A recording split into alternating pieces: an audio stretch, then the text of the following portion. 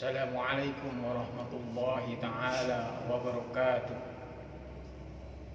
Alhamdulillah. Alhamdulillahilladzi an'ama alaina bi ni'matil imani wal islam.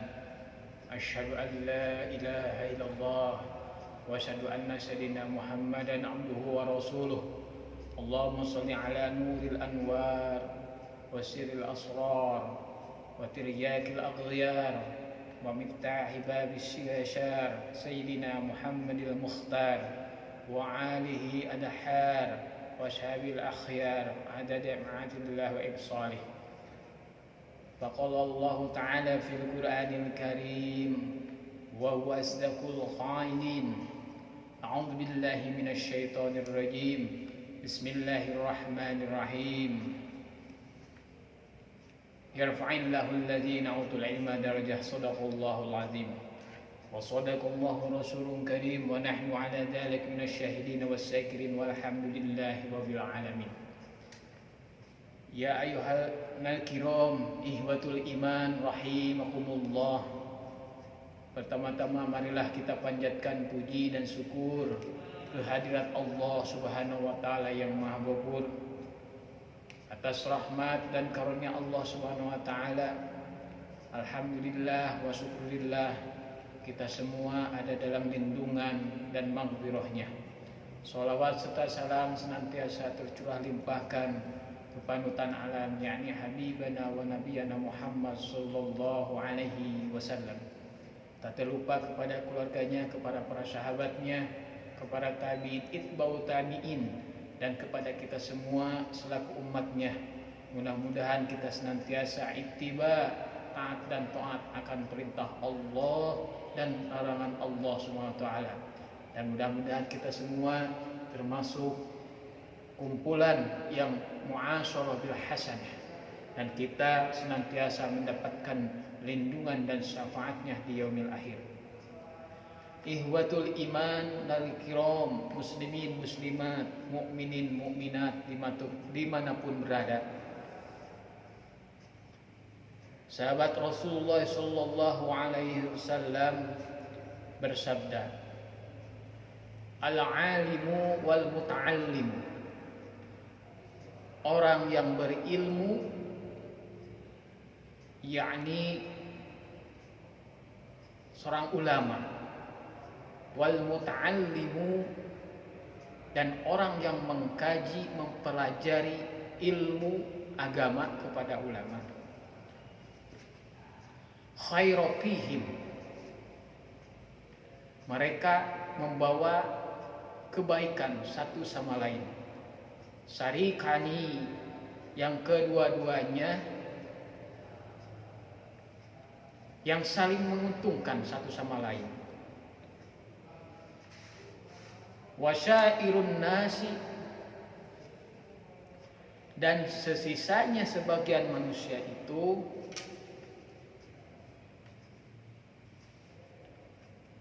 hamajun, bagaikan pitek istilah Sundana, atau binatang laut. La khair fihim, yang tidak ada suatu kebaikan. Kenapa?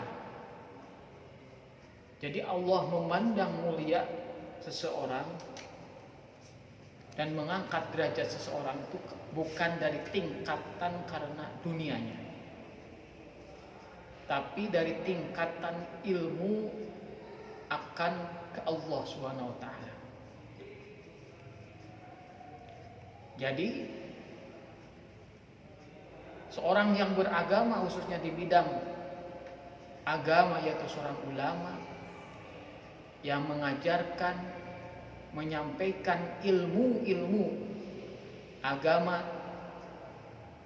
wal muta'allim, dan murid-muridnya, santri-santrinya mempelajari akan ilmu agama. Khairu fihi, satu sama lain saling menguntungkan. Bahkan di dalam Al-Quran Allah berfirman, yarfa'illahu alladhina utul ilma darajat. Allah akan mengangkat derajat seseorang karena ilmunya.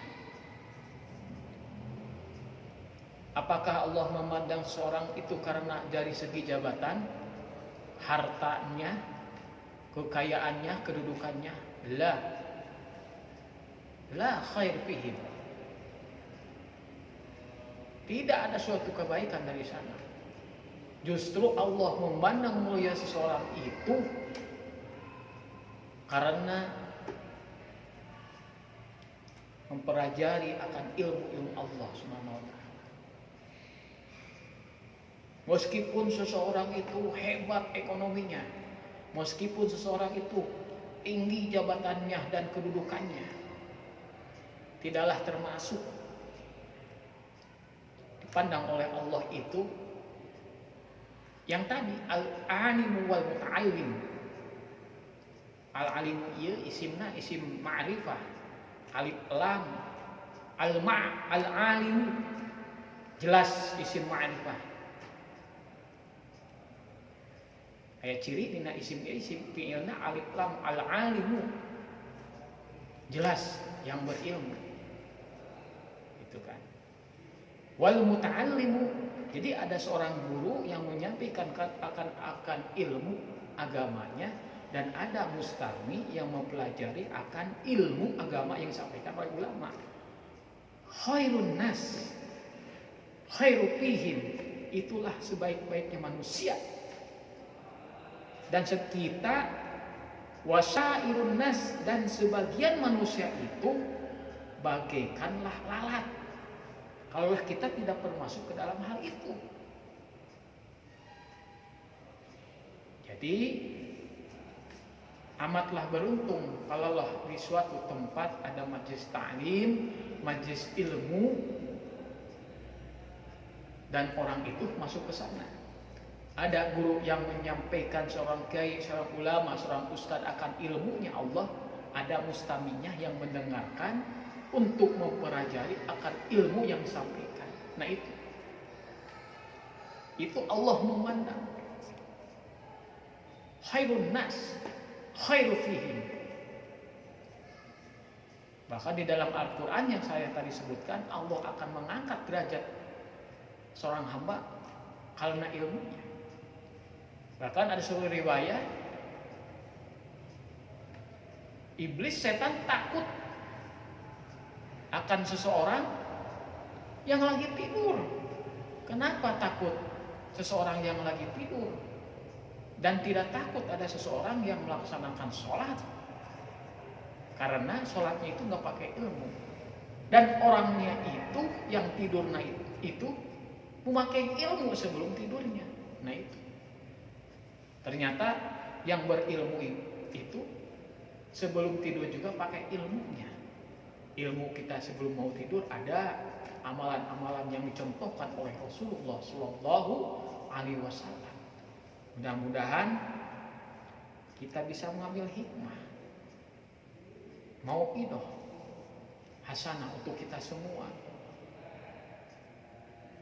Karena Allah itu memandang mulia kepada orang-orang yang bertolabul ilmi. Maka tolabul ilmi fardhatun ala kulli muslimin wal muslimat.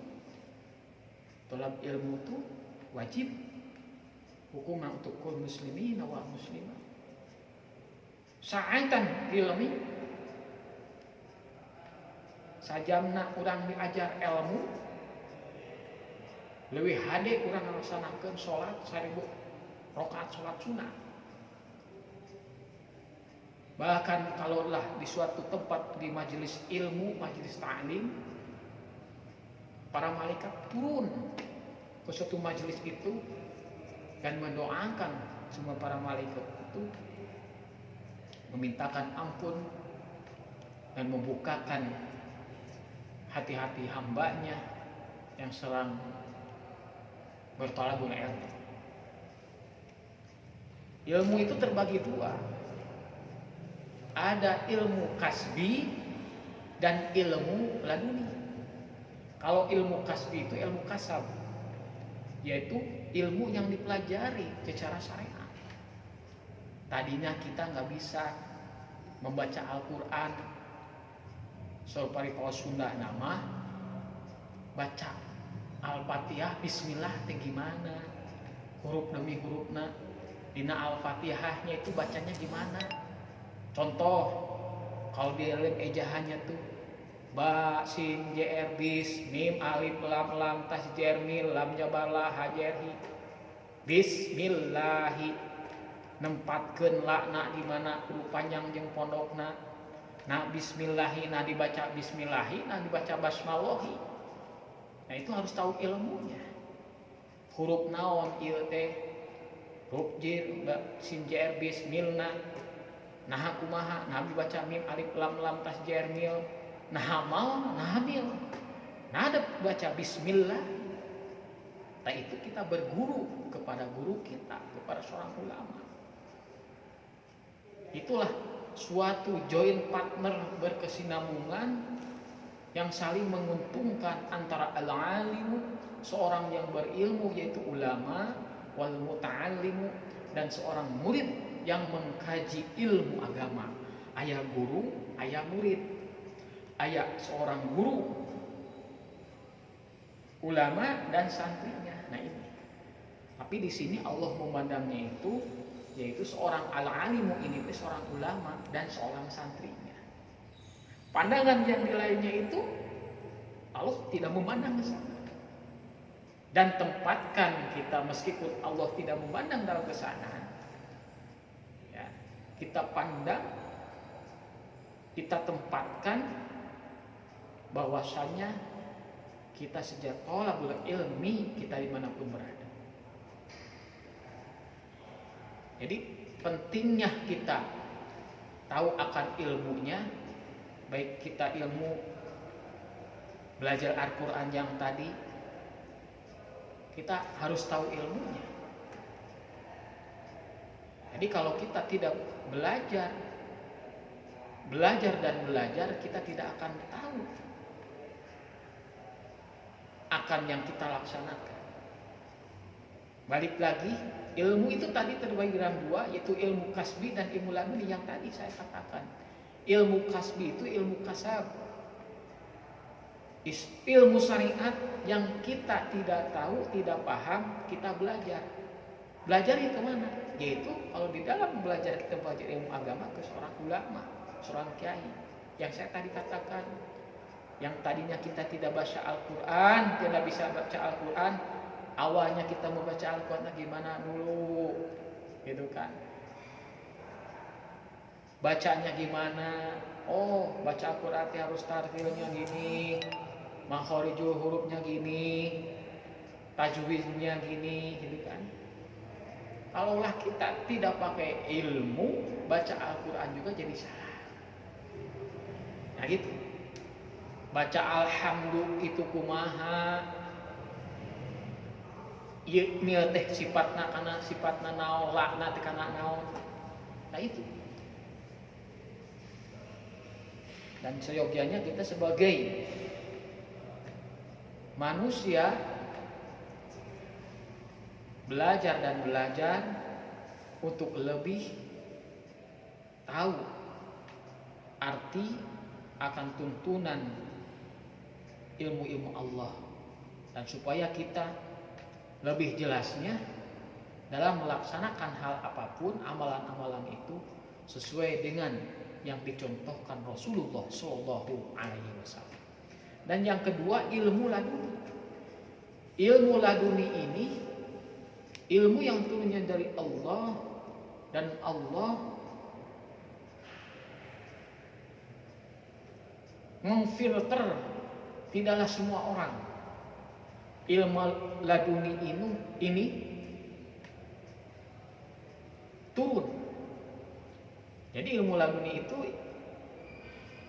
ilmu Allah, seseorang yang tidak mempelajari, tidak apa, Allah bukakan hatinya mereka karena rahmat dan ridhonya Allah. Jadi seseorang itu tidak diajar tenang jauh bisa. Seseorang itu tidak belajar tanpa apa, tapi bisa. karena Allah bukakan hatinya. Bahkan ada doanya juga, Allahumma nawwir qalbi binuri hidayatika kama nawwartas samawati wal ard abadan abada bi rahmatika ya arhamar rahimin. Dibukakan hatinya. Ya Allah, langit dan bumi dibukakan hatinya untuk seorang hamba yang terpilih, dibukakan hatinya tanpa asbab belajar, karena Allah ridho seseorang bisa mempelajari secara otomatis, bisa akan ilmu-ilmu Allah Ta'ala. Ya, mudah-mudahan kita semua mengharap akan ridho Allah Subhanahu wa Ta'ala, dan untuk lebih detail dan jelasnya kita berusaha berikhtiar, yaitu thalabul ilmi. Dan kita mudah-mudahan mencapai hakikat, diangkat derajat oleh Allah Subhanahu wa Ta'ala kepada seorang hamba yang senantiasa menuntut ilmu, belajar ilmu, yaitu mengisi di majelis ta'lim dan majelis ta'lim. Jadi yang intinya bahwasanya Allah Subhanahu wa Ta'ala akan mengangkat derajat seseorang karena seseorang itu berilmu.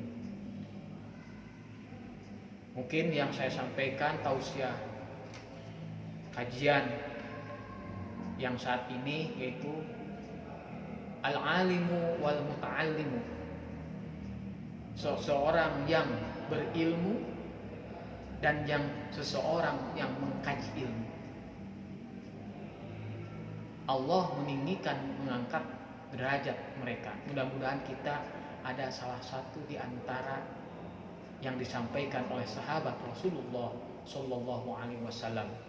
Mudah-mudahan ada hikmah dan manfaatnya yang saya sampaikan. Mohon maaf atas segala kekurangannya yang saya sampaikan. Terima kasih banyak atas segala perhatiannya. Wallahu muwaffiq ila aqwamit thoriq. Wassalamualaikum warahmatullahi taala wabarakatuh.